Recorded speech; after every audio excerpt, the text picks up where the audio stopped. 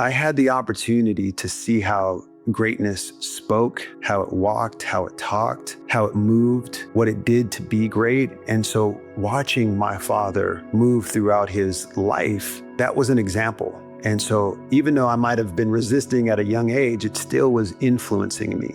It still was showing me like, oh, to be an NFL player, like he worked out a lot all the time, really hard. Okay, well, then I need to do that. I don't know if I need to do it at that level.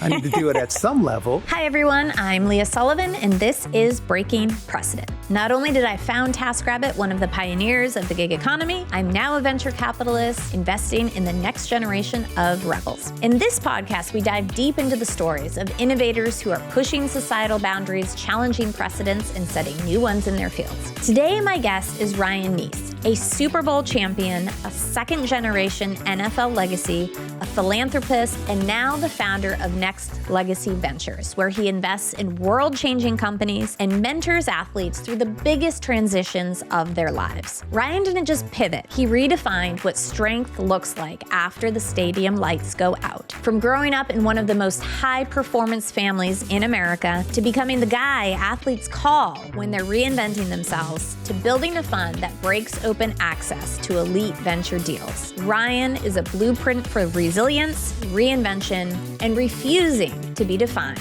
by anyone else's playbook. Let's dive in. Ryan Nece, thank you for being here on Breaking Precedent. It's a pleasure. Thank you for having me. Yes, I'm very excited. I've seen you under many different circumstances. I've seen you in karaoke. I've seen you in high sport athletic situations. And I've seen you in business and venture. So it's pretty cool that we get to have this conversation. You have seen me in a few different environments. Some I would say that are probably not my best, karaoke being one of those, but nevertheless, sometimes you just got to go with the flow. When in Rome. I know. But I'm glad we could be here. I appreciate you having me. I'm excited for the conversation. Yeah, it's going to be fun. So I know that you do come, this is going to be the icebreaker question, by the way. I know that you do come from a family of highly competitive, where grit and competition and excellence are kind of like the household norm. So I'm wondering, what is the non-athletic, completely ridiculous thing that you are most competitive about? It's a good question. I think I make a mean chocolate chip cookie. My Ooh, blueberry really? muffin. My blueberry What? muffin those are things that I would, if there was a bake off, I think I would be podium worthy. We can arrange a bake-off. Let's do this. Let's make it happen. Let's do this at the new office. I'm obsessed with your new office. It's so nice. I appreciate it. Yeah, we enjoy it too. Luckily, the designer of the office is pretty special. She's talented. Okay. Very mysterious, but I have a feeling I know who you're talking. I mean, wow, very impressive. She is a woman of many talents. Many talents. Indeed, she is. Amazing. All right. Well, let's get in to the meat of it. So, before the Super Bowl, before Next Play Capital, you came from a long line of NFL, legacy. And your dad is Ronnie Lott, one of the greatest defensive players in NFL history. I'm curious though, like as a kid, what was the moment growing up where you realized, oh wait, maybe most kids don't have a dad that plays in the NFL? Was that strange for you at some point? Oh, strange at a lot of points. Really? Not just at one point. When people found out my father was Ronnie Lott, it would always change how they treated me, and so they might have treated me a certain way, but as soon as they found that information out, oftentimes they tried to treat me much better.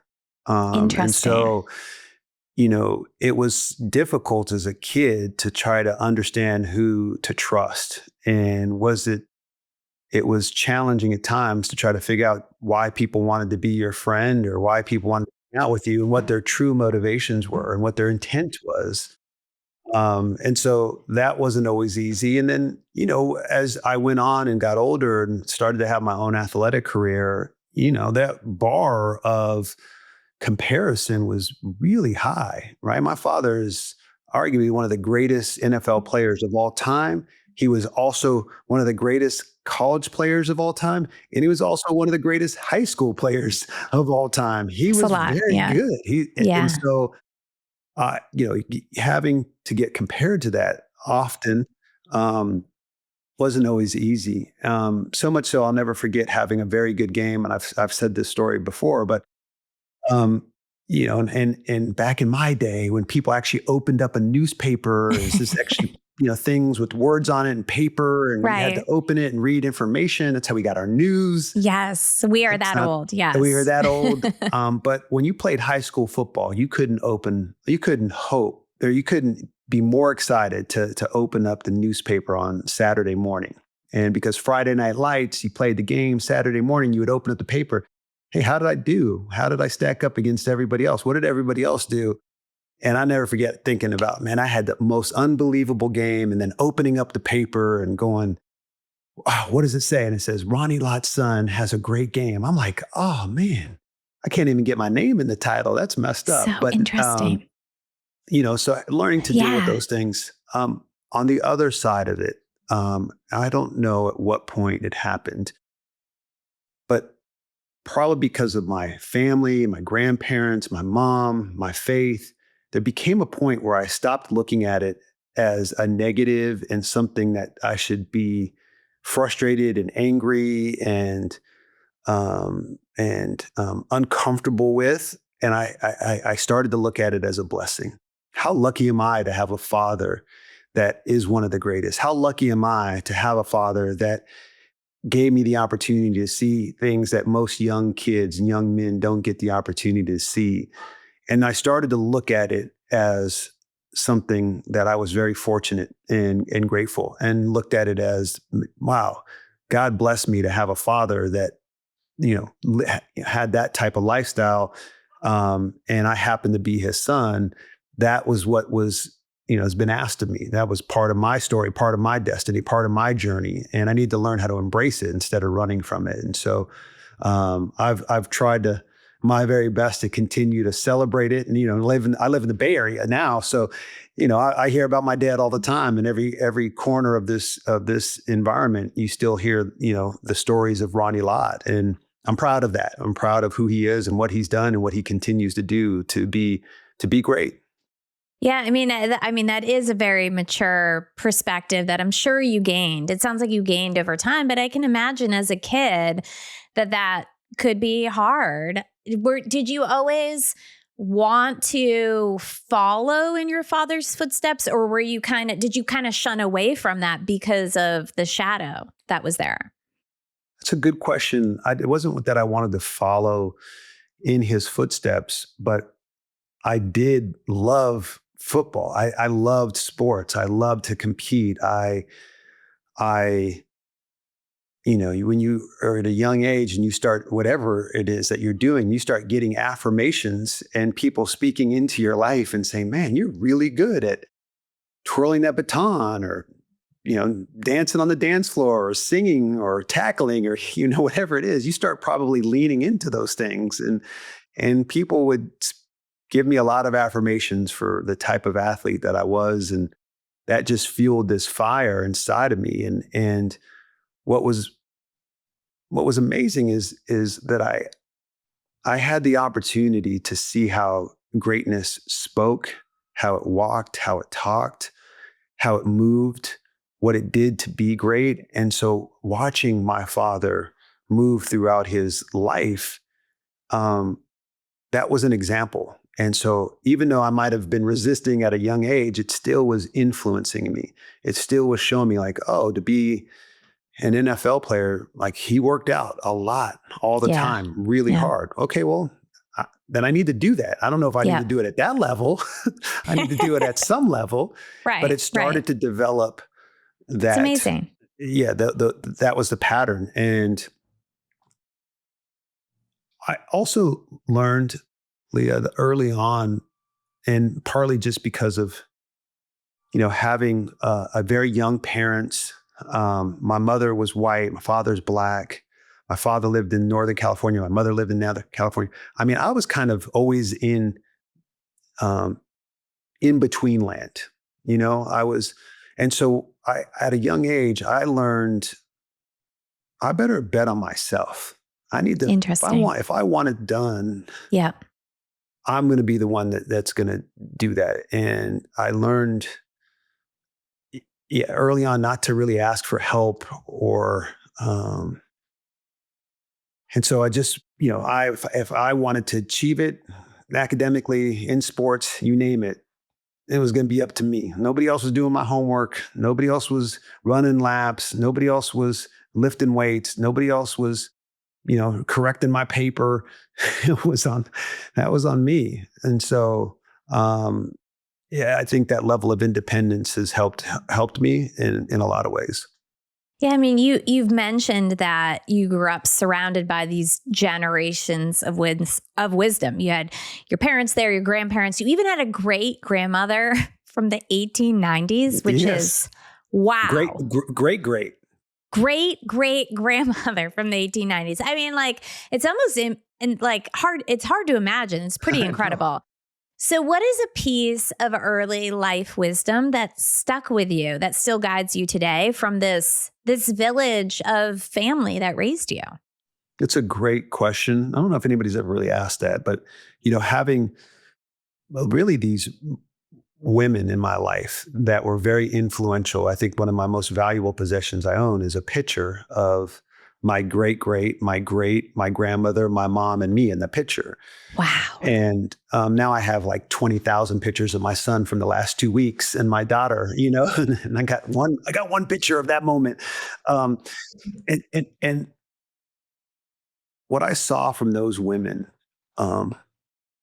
is they cared, they had conviction, they had a lot of belief, they had a lot of faith, they were spiritual, they worked really hard. I'll never forget my grandmother, who's passed away 2 years ago.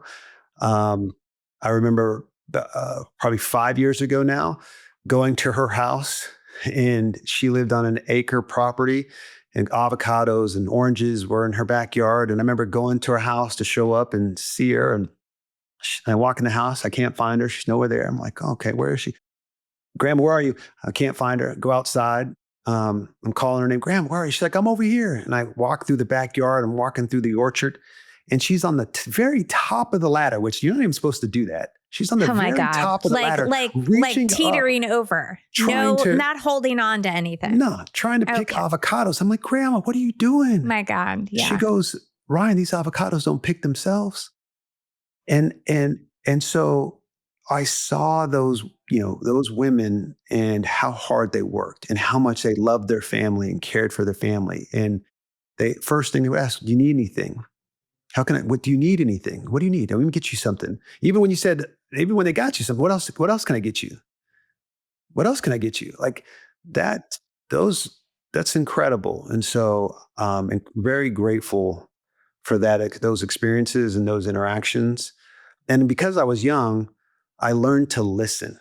I wasn't allowed to really talk. I would get scolded very quickly and disciplined very quickly if I was in the presence. Like if you were with adults, and the way I grew up, you weren't allowed to talk as a kid. You need to sit there and listen. So I learned to listen and observe and take in. And so I wish I could teach my kids those lessons. Yeah, man, my kids. Yeah, no, there's no way. I can't keep their mouths shut. my son's nickname is Smokey. He's Smokey. He just keeps talking. He's the best. I love it. It's amazing.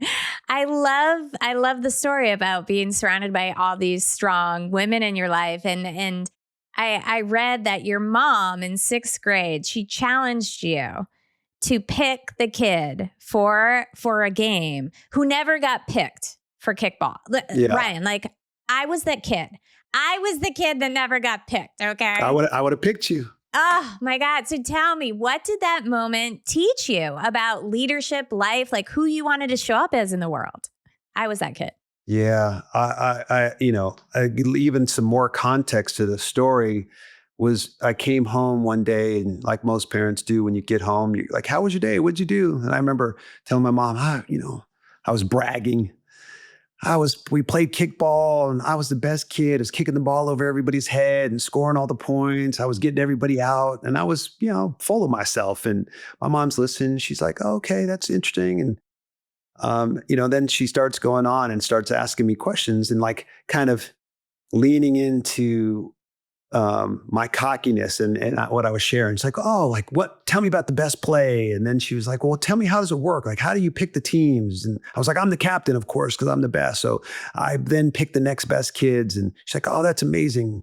And then she keeps asking questions. And then she finally gets to, and she goes, well, are there kids that never get picked? And I'm like, yeah, the kids aren't as good. Now, do you think she knew what she was doing there? Was she like leading you into this? 100%. Okay. Smart lady. 100%. Yeah. She's like a Jedi. She does these things with me. It's incredible. And so she goes, they're the kids that never get picked. And I go, yeah, if they're not good, nobody picks them. She goes, well, if you're as good as you say you are, you should pick with one of those kids first. Because then if you win with those kids, then you're probably one of the best definitely out there. Whoa. And of course, I took the bait and didn't realize what she was trying to teach me. And I remember going to school and picking the kid that never got picked. And I just remember, we all want to be seen as humans. We want to be seen. We want to be heard. We want to be respected. It's basic. That's like a basic need we have. And when a human, another human sees you for who you are, or who you maybe want to be, and they go, and I pick you because I see you. That is, it was a game changer. That kid What did that kid do? He lit up. I just remember he just lit up. He was excited. Yeah. I felt a certain way. And it felt two things. I felt a joy in my heart, but I also felt power. Like you're given this position of power and you have the ability to, continue to operate and win in a way that most people would and pick the best next kid, or have the power to maybe try to change the status quo and do something a little different. And like, maybe we can try it this way. And then deep down in my, that's still ego involved in there.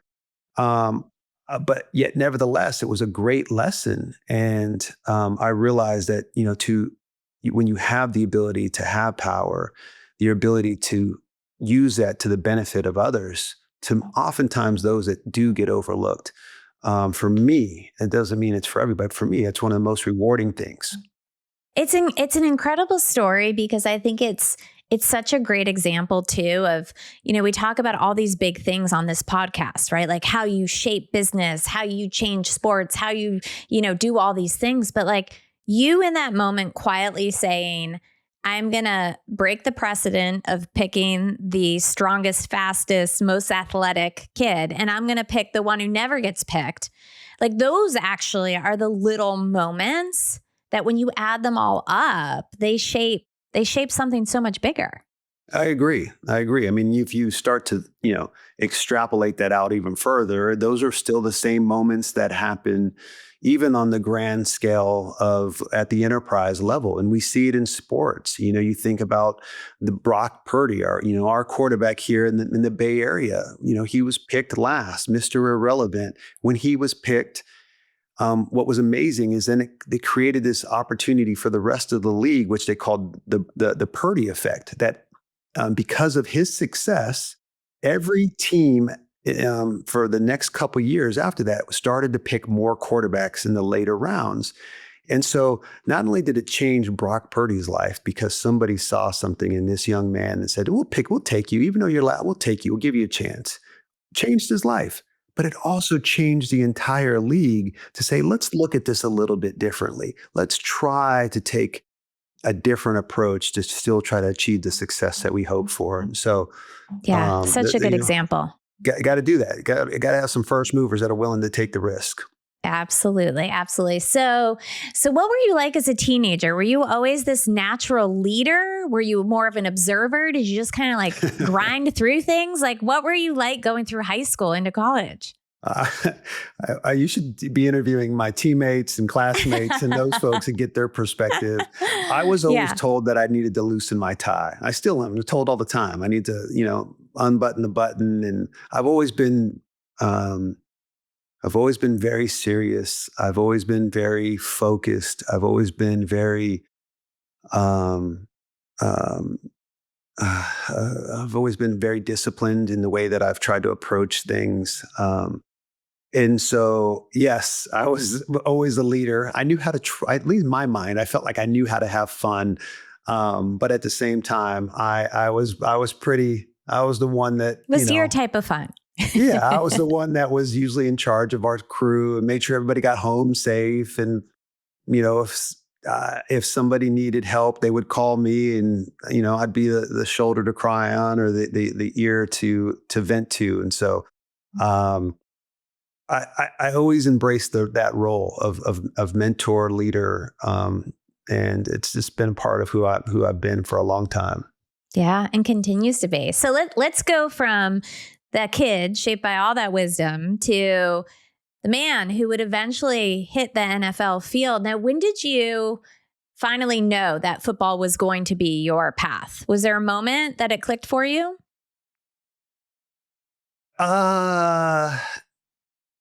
No, I don't know if there was a specific moment, because, even as I went to, and you're playing in college, before my senior year, I was in a very, very, very bad car accident that I almost lost my life. So I didn't know if I would continue to be able to play football. I was lucky and fortunate to recover, and got a scholarship. Yeah. Didn't know I was going to get that. UCLA was kind enough to give me a scholarship, and, you get there, and I remember getting to UCLA and be like, yeah, I'm big man on campus, thinking that I'm all this and that. And I get there, and Leah, I'm sixth on the depth chart. Like, there's 5 guys in front of me at the position, and all 5 of those players at some point went on to play in the NFL. I'm like, I remember getting like, I'm never playing. I'm not good. I don't think I'm good enough. And so my freshman year, I redshirted, and I'm like, I got to train and work out. I'm not going to be able to play. And then my sophomore year, which was my redshirt freshman year, I start playing. I'm playing a little bit. And in the second game of the season, a couple of our linebackers got hurt, and our linebacker room got decimated. I was playing safety. They said, Ryan, we're moving you to play linebacker. Basically, I was just a slow safety that could now play linebacker. And so now I go and play linebacker. And that actually was how my career started, because I went on to be a freshman All-American that year. And, 215-pound linebacker, that doesn't really happen. But I embraced the role and the position and took advantage of the opportunity. And even then, my last game of my college career, I broke my leg. So then I couldn't go do any of the testing for the combines or for the teams. And so I thought I was going to get drafted, but then I didn't get drafted, and they went to a free agent to go to the Buccaneers. So it was never obvious that I was going to ever continue to advance.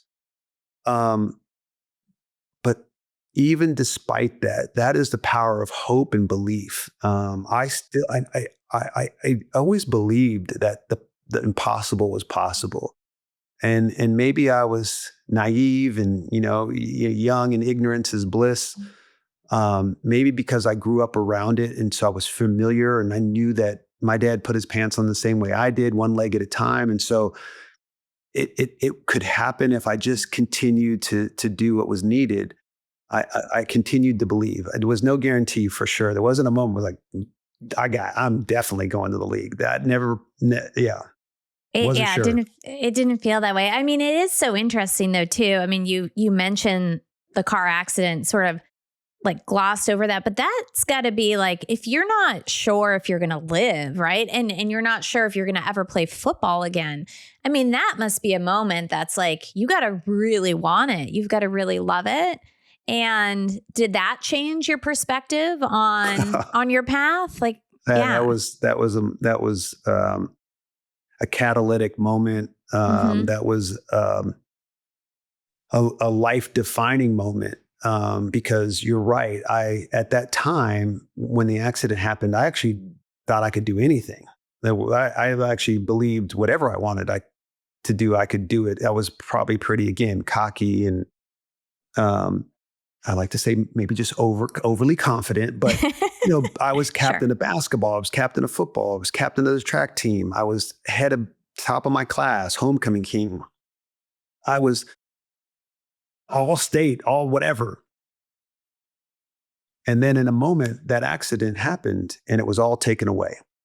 And all of that was taken away. I didn't know what I was going to look like. I didn't even know if, my entire face got crushed and disfigured, and I had Oh my blood clots in my gosh. brain, and I had to have severe surgery. And Wow. so How old are you? You're like I was, 16, 17? no, I was 17. Wow. Yeah, 17, getting ready to turn 18 soon. And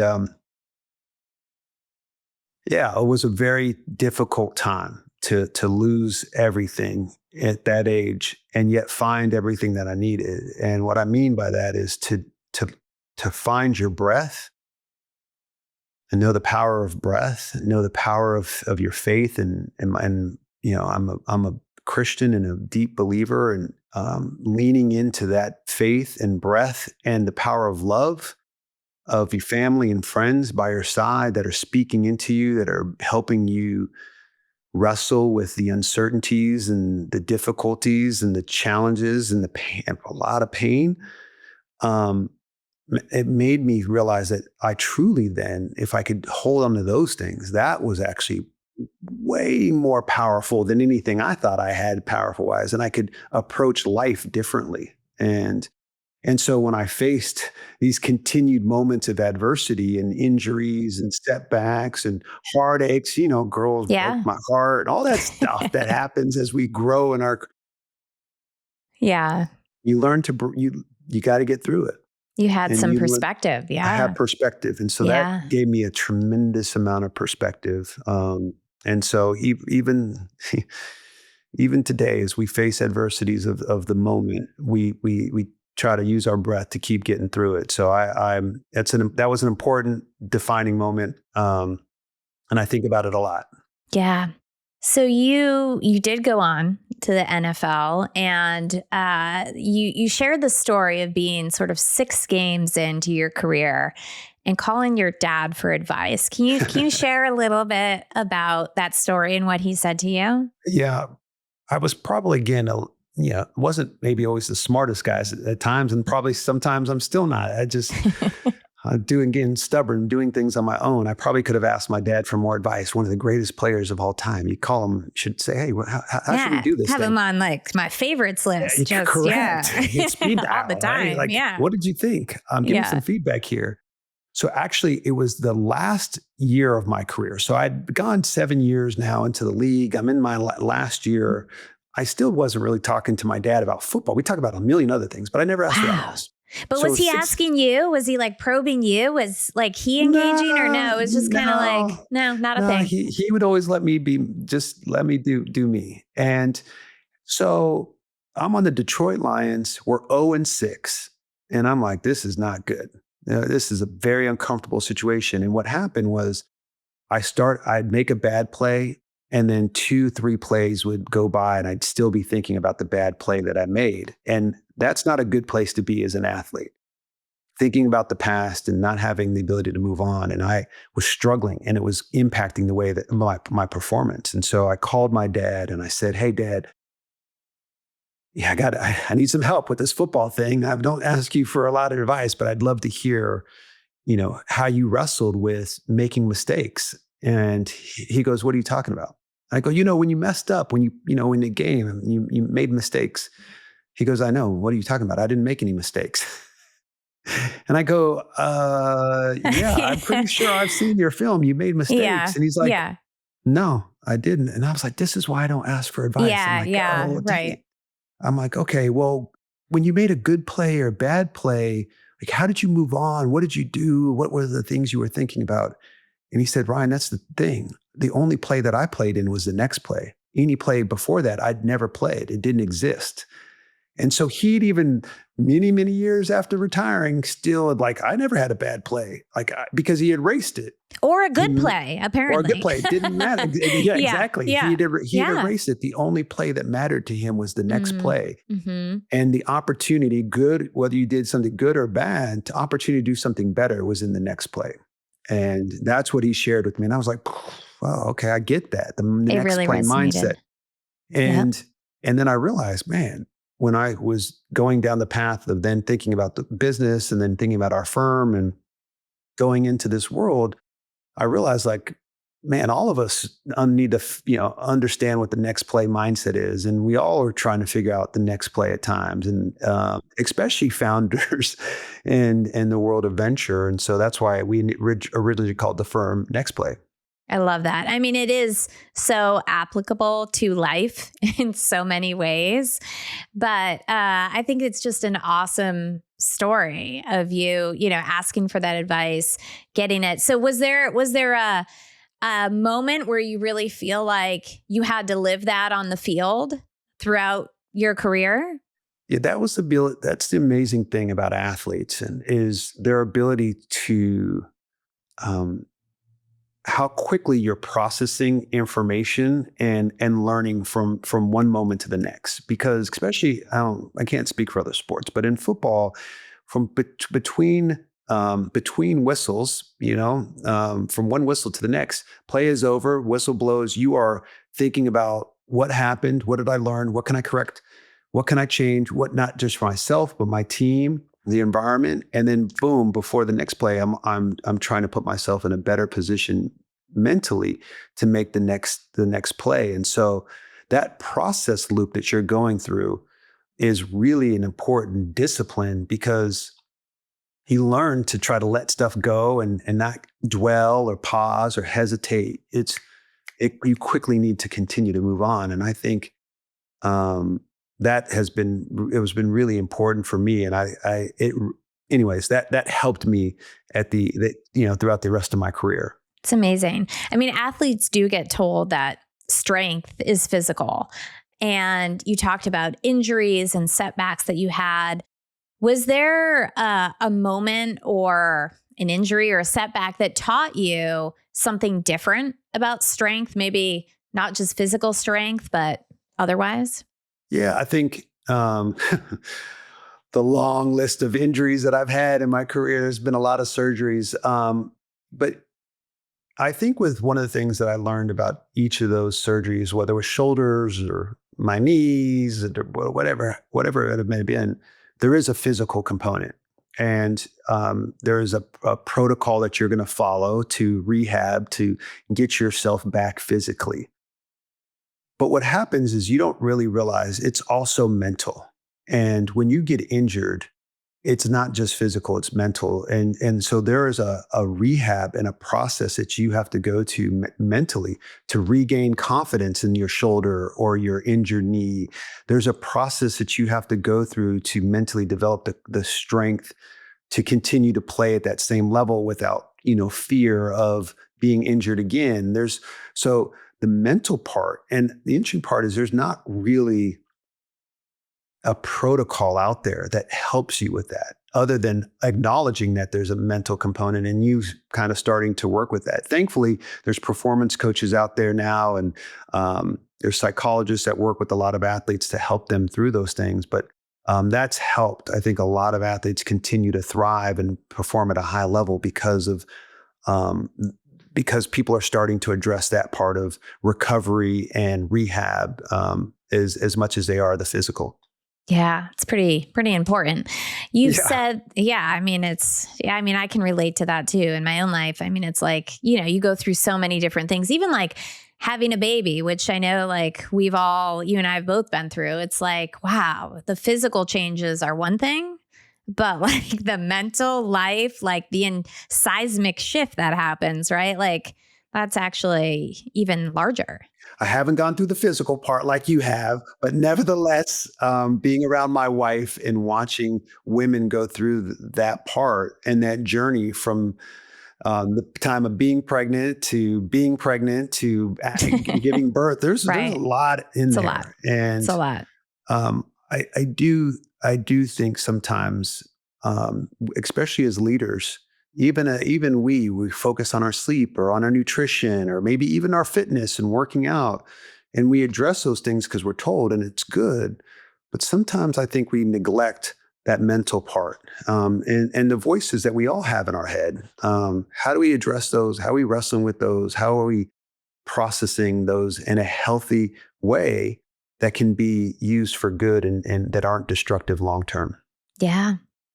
You've talked about the fact that most athletes aren't always prepared for life waiting for them after football, not emotionally, not financially, not in identity. For you, what was the hardest part of your transition? Kind of Oh, walking away from the field. yeah. Yeah. I mean, you don't realize that you're addicted to this drug. Mm.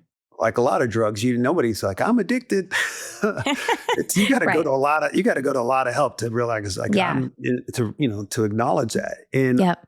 you're, over time, this drug of feeling significant, of the spotlight, of the energy, of what it means to be a professional athlete. It is amazing, and the endorphins that are released in this euphoric state that you feel really significant, and then you step away from the game and you think you're going to continue to feel that, and that's not always the case. And that was probably one of the hardest things to go through, and it's like withdrawals. When you scratch and you crawl and to try to feel significant and feel relevant and to feel like you're important, and because you felt that, and so you're that part you have to. I had to learn how to wrestle with, and one of the things for me was I quickly learned one of my biggest enemies was my inner me. And my inner me is my enemy. And that ego, figuring out how to quiet the ego or even try to remove the ego from when I was making decisions or choices in my career and my life and partners. Those are the things that it gave me a lot more peace, especially long term, when I could recognize I was fighting against something inside of me that I wanted that wasn't healthy, and so that took time. Yep. Yep. Well, I mean, what I love about your story, Ryan, is that the NFL ends up being kind of this opening act for you. And you walked off the field, you had this mindset, this next play mindset that your father taught you. And you used it to build this entirely new life. Founder, venture capitalist, mentor to athletes in transition. You really made space for who you were going to become. So I wanted to kind of talk about that next chapter, because you ended up building a startup before you actually ever became an investor. Is that right? Yeah. Yeah. What was that Yeah. like? By far the hardest thing that I've ever done. Yeah. Two guys in a napkin. Yeah. Shout out to my co-founder, Jeb Terry, who runs an amazing company now called Cosm. But I mean, really, really hard. And I was working Harder at than football? Harder than football? Yeah. So, I mean, I was working Okay. at a family office after I was done and trying to learn the ropes of being in business. And my business partner comes to me, Jeb, and says, "Hey, I got an idea. I think you could help me." We decided to take that idea and turn it into a business.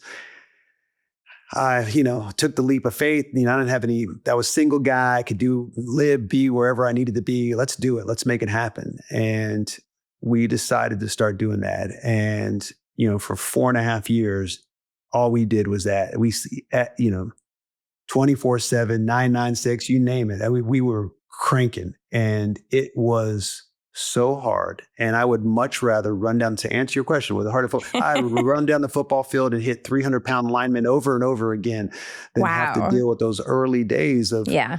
of building something out from scratch, because you got to know how to be the accountant and the marketer and the legal team. You're doing all these things that had nothing to do with your expertise or why you were even building business, but that's the minutia of what's needed to build businesses and why you're building and hiring and figuring it out. I think it was Reid Hoffman that said, it's like, when you're building a startup, it's like, a plane going off a cliff that's unassembled, and you're trying to assemble the plane to get it to fly before you hit bottom, and you're scrambling. And and most of those planes crash. And most of them crash. Most of them implode. And you know that. And despite that, you keep going. And we were stubborn and relentless, and we found a way to get a soft landing for our investors and for our team. And but that was really what brought me back into the world of tech, because part of it was, we'd go up and down Sand Hill Road and talk to investors or talk to people about raising money, and they would, politely say, "Oh, that's a great idea. Well, come back to me when you get to this benchmark," or, this isn't our sector, or that's too early for us, whatever, all the things, excuses we give in the polite ways, but not to burn the bridge. Yes. When we got acquired, all of a sudden those same people are like, "Man, congratulations. We know how hard that was. It gave us some street cred. It gave us some ability to have a conversation about, like, oh, we had an exit and wasn't easy, but we got money back to our investors, and I learned a ton, right? We learned a ton. And right. And it's helped me too to empathize now with founders that are doing things at the beginning and saying, "Hey, look, I know it's up and to the right. I know everything's great, but when you decide when you want to take that mask off and talk about some real stuff, come holler at me, and we can talk about some of the fires and do some therapy sessions together." That's why founders love taking money from founders, right? Yeah. It's like you get the real and what's going on. 100%. So you said that the idea for Next Play came from watching people be offered terrible investment deals. So when did it click for you that you could build something better with Next Play, not just for yourself, but for an entire community of athletes and leaders? Yeah, I had a blueprint. Fortunately, my father and Joe Montana and Harris Barton created a firm called HRJ Capital that was the foundation and really the first movers of athletes transitioning into the world of finance and venture. And so I got a chance to be around that. So I drank the Kool-Aid early about what was going on in the innovation economy and in venture. And I also started to develop the taste buds of who was elite in this industry, right? Who were the best firms? Who were the best investors? What were the best companies? What do great founders actually look like and sound like? I was around it. And so as I was playing in the league and watching, friends with a lot of money start to invest in things, and they're like, "This doesn't add up right." And I remember guys would ask, "Hey, Ryan, will you invest with me in this?" And I would always go, "Hey, are the owners going to invest?" And they would look at me like, "What are you talking about?" I'm like, "Those guys got billions of dollars. They have entire family offices and teams to due diligence. Like, if they're not in the deal, why should we put our money in the deal?" I just knew that there was a difference in the quality of opportunities that existed. And so after selling or getting acquired, our startup getting acquired, we were working with a lot of athletes at that time, and a lot of them would be, would come to us and say, "Hey, Ryan, I want to invest in this company. I want to invest in this fund. I want to start a company." And, in the world of sports, everybody has their guy. Everybody's got their accountant or their business partner or their tech guy. And I must have been some of them guy. And you were the guy. Crap. It was crap. Yeah. It was embarrassing. I'm like, "Don't put your money in that, please." Yeah. I put my money into, just light it on fire, run. Yes. Yeah. Wow. And I knew that we could do something better. And it was a very simple thing of, let's figure out how to give athletes and individuals that historically didn't have access to the best managers access. And we could find a way to build a very meaningful way where it was not just about capital, but it was about bringing value across the value chain on both sides. And so we worked really hard at doing that. And so that was kind of the impetus of, hey, how do we find a way to give our community of individuals an opportunity to have a seat at the table to invest, to learn, to engage, and connect with the best VCs and best founders in this ecosystem. Yeah, I mean, I think one of the biggest precedents you broke is access and democratizing it so that you could give entry into these elite funds to people that maybe wouldn't see them or wouldn't be on their radar otherwise. So early on in your investing career, are there any, interesting stories or moments that kind of humbled you where you realized, okay, this is not the NFL. This is very different. I need to kind of like rethink my path here. Wow. Yeah. Yes. Um, in the NFL and sports, there's rules that police the way the game is played. In the real world, there are rules, but those rules are fuzzy. Those lines are blurred, and so learning that people are not always truthful and don't always have your best interest, and know that they're competing against you. They're not fighting for you. I had to learn that. And whether in trying to do a deal together or trying to, raise money from people, people don't always have your best interest in mind. And so learning that was one of the difficult things. I think the other thing too is because you believe that all things are possible, you think every investment you're going to make is, of course, it's going to work. That's the job, is to be optimistic and to have hope. And they don't work. A lot of them don't. Most of them don't. Most of them don't. And I know. so, being able to be, what happens with that is, one, to not allow the ones that don't work to erode your confidence, though, to continue to understand that's part of this job, is from not to work. Just like Reggie Jackson, he had a ton of strikeouts, but he never stepped to the plate to think that he was striking out. The home run king went up to hit a home run every time. And so we still have to maintain that level of confidence, but it's not easy. You have to have the right stomach, and that stomach isn't for everybody. And then being a steward of capital, like for somebody to give you their money that they've worked really hard for, to trust you that you're going to be a great steward of that capital, to do everything in your power to generate a return, that's serious business. And I'll never forget, I used to cover college football for Fox Sports, and so I would do that on the weekends, and I loved it and really enjoyed working with the team at Fox and traveling around the college stadiums and loved talking about football. But I remember when I started the firm, I remember my dad going, "Ryan, as soon as you take $1 from somebody, I don't care what you do, the only thing you should be doing is thinking about that dollar. You have to set aside everything else, because it's that serious to be a steward of capital." And so that part was also really humbling. And, too much is given, much is required. That responsibility comes with a lot of weight. And it's important. And I take it very important. And then I also learned, and this, in this industry, there are people that play this game of venture, and then there's professionals. Mm-hmm. There's a lot of people that play basketball. A lot of people that play. Yep. But there's not a lot of professional basketball players. There's not a lot of Hall of Fame basketball players. Right. And that's what I had to learn. If I'm going to be in this industry, I better be a professional in this industry, and our firm better be a professional in this industry and not look like we play in the industry. And so that means partnering, aligning, working, finding a way to hang out with those true professionals and learning from them, figuring out what is their best practices and trying to implement what are their standards of how they operate.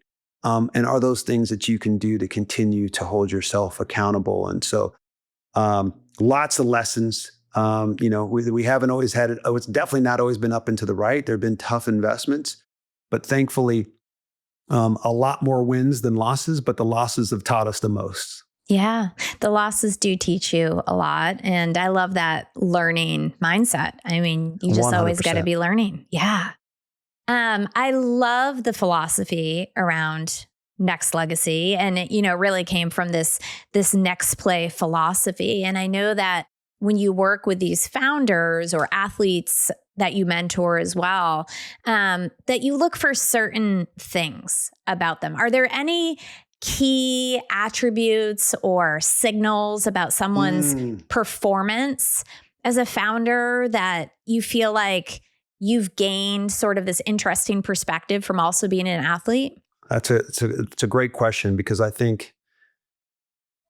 um, I think you've had to be around greatness to recognize greatness. And obviously, being on a football field, playing with very elite individuals, there's only been 25,000-ish men that have ever played in the NFL, and only half of those men have ever played longer than 3 years, and even a much smaller number have ever been elite Hall of Famers. And so to be around that level of human at that highest level, it built a lens and a filter and developed my taste buds of what greatness looks like. And then on the other side, being around very elite, accomplished, as you have, CEOs and men and women that have built and scaled, some of the most transformational companies. They operate at a very high level. And what's amazing about both of those groups is, though they're playing a different game and different sports, they actually speak a very similar language. Really And interesting. during COVID, as many of us were trying to figure out what to do with our free time, and whether it was making bread, maybe that's where I perfected. I was going to say chocolate chip sourdough. Oh, the chocolate chip cookie That's recipe. probably Yeah. where I perfected it. But one of the things Yeah. I was thinking about as well is, could I sum up what greatness and excellence looks like in founders, in chefs and leaders and authors and entertainers and athletes, all the people that have been around? Could I sum it up? Could I sum all those things up into one word? And what I landed on was thoughtful. They are so thoughtful about their craft that if you think about when somebody's giving you a gift, you're like, wow, that was really thoughtful. Like, that they went above and beyond, the attention to detail, the impact that it had. And I think about greatness it is so thoughtful. There's so much care that goes into it that it's just undeniable. And so I say that when I'm around founders and people that you're trying to read between the lines and how they operate, you're trying to get a sense of, you're trying to the sniff test of trying to find, do they have that essence of greatness in them? Because I think that's where that delta is where the difference is made, and where these men and women that find a way to get escape velocity and build it, that they have that. I think that's incredibly profound, because I think you usually hear investors talk about pattern matching, right? And like, oh, I meet all these founders, I meet all these people, and they get lazy and they're like, I'm just going to look for like the Stanford grad. Like, it's probably a man, right? He's like probably dropped out of school, right? And like, that's who I'm going to invest in, because like, that's the pattern. But I love that when what you just said, you distilled thoughtful down from a lot of different industries, not just business, right? Not just tech, but you talked about like baking and finance and sports and like music and media. Like, I think that's like the key is humans are multifaceted, right? And the color of our skin, the gender, like whatever it is, those aren't the patterns that matter. It's like the true essence of the human. And like, I just love that that's what you distilled it down to. I think that's so powerful. It's helped me. And when I try to explain it to others, the unfortunate part is, not everybody's had my experience or been around the people that I've been around. So for them to develop the same definition of thoughtfulness that I have, because that's a relative word, it probably won't be the same. And so that's the part for me is where I try to find my edge is I lean into that hard, because what happens is you also, as you got to be very good at blocking out the noise and trusting what you're seeing and hearing. And if you don't, that's where you can easily convince yourself into doing something that maybe you shouldn't do. And I was just thinking about my mom in that moment, because she'd always be like, Ryan, she like did you mess up? And I'm like, no, I'm like, here's what happened. She's like, no, don't rationalize what you know is wrong. You either did it wrong or you did it right. Yes or no. Don't try to, and I would always try to rationalize. We do that to ourselves. We rationalize why if I squint hard enough, maybe yes, I do know. You know. Yeah. And it's a hard job to say no 99% of the Correct. time. That's the default. And Correct. That's the easy answer in this game. So that makes it hard too. 100%. That is nobody. I mean, I should say there's some robots out there and humans that they don't have the empathy or the emotional kind of connection where they're like, no, they're fine with it. But it still bothers me. That's why we do it in a polite way, and hopefully you're not burning the bridge. And don't burn that bridge. And hopefully I get another chance at this. I know I'm wrong this time, but maybe next time I can try to figure out how to invest. Yes, absolutely.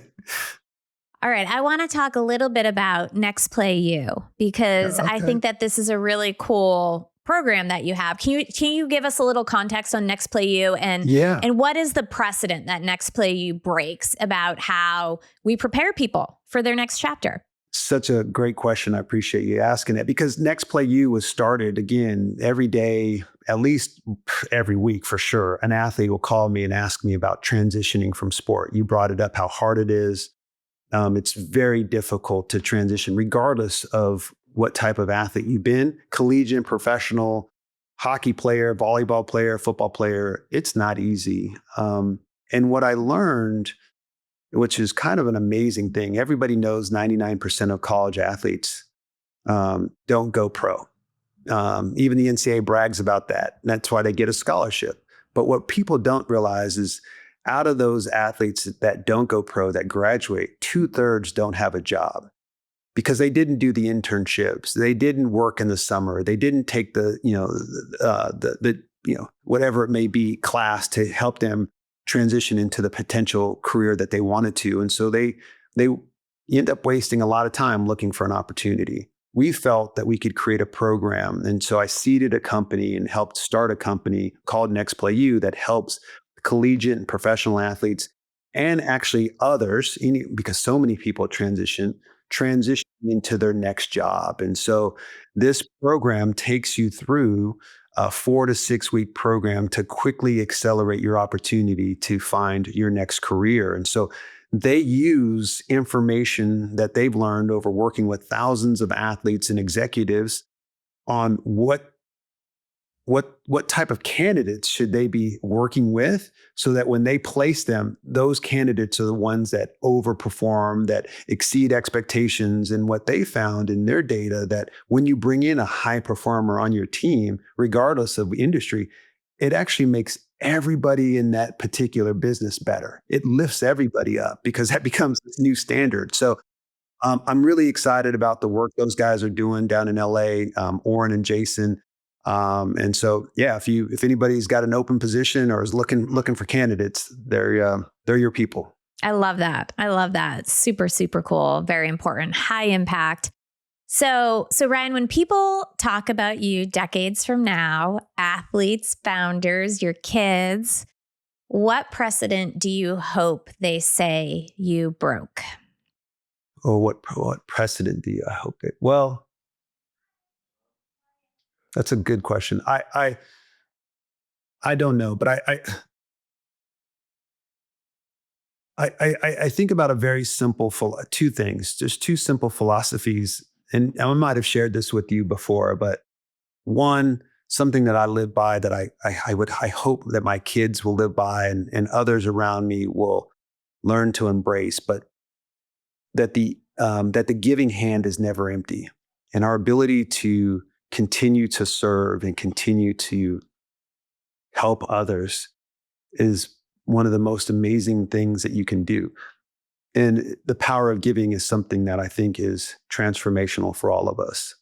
The other thing that I hope for whoever's around when that happens, but when I pass, I've always talked about, between your birth date and your death date, there's a dash. And I've always told people I don't want a dash there because a dash looks like a minus sign. And between my birth date and my death date, I'd love for somebody to put a plus sign. And if I'm worthy enough, I'd love to have a plus sign there, because hopefully I made a positive contribution to the world that I live in. And I love that. Yeah, that's what I hope for. That's incredibly powerful. It certainly would be precedent breaking. It would definitely change the precedent of everyone's going to want a plus sign on their gravestone now. There you go. There you go. All right, Ryan. So last question. What is an idea or a shift that you are most excited about shaping in the next 10 years, in the next decade? I think about where we're positioned at Next Legacy. And, you think about this opportunity, and I argue in the next 10 years, what we're going to see from the world of technology is going to blow all of our minds. It's going to be one of the most transformational times in the history of mankind. And we know that it's coming. We see the power of machine learning and the power of AI and so on and so forth. So with that, we want to make sure we're playing a meaningful role. If you are someone that's new to the asset class or new to the ecosystem, and you're trying to think about how to navigate and allocate to getting access to the future and putting dollars to work, I hope that Next Legacy is top of mind, or at least recommended. That if you're lucky enough to work with those guys as a foundation or a nonprofit or an endowment, or even a high net worth individual, that I would find ways to put dollars with them, because they're going to give you the appropriate access and start to educate you in a way that you can then start to think about doing things on your own at a larger scale. So I hope we are able to accomplish that. I hope we continue to play a meaningful role in changing the landscape of what diversity looks like, and representation, and being a minority-owned, minority-led firm. And the vast majority of our LPs are minority, and so the what we represent, that I hope we continue to facilitate the opportunity for us to all continue to huddle up together, to continue to work together, regardless of what we look like, but we play a meaningful role in adding color to the room, and that's important to me too. I love it. I love it. Well, Ryan Nece, thank you so much. You're so generous with your knowledge. I love your mindset. I love your energy. I'm grateful to call you a friend. Thank you so much for joining me here and sharing with the audience too. I'm so glad I can be a friend with you, my friend, and I look forward to seeing you soon. Thank you for having me on your show. I love it. I love your guest. I can't wait to listen to the next one. Awesome. That was Ryan Nece, an athlete who didn't just play the game. He rewrote what comes after it. From carrying generations of wisdom to redefining strength beyond the physical, to giving athletes and investors access to rooms they never imagined stepping into. Ryan is a reminder that breaking precedent isn't a single moment, it is a mindset. If you're reinventing yourself, or you're building a future that looks nothing like the past, let this conversation remind you, your next play can be your best play. And if you know someone who's breaking precedent in their own way, I want to hear their story. You can drop me a note on my website at breakingprecedent.com. Until next time, I'm Leah Sullivan.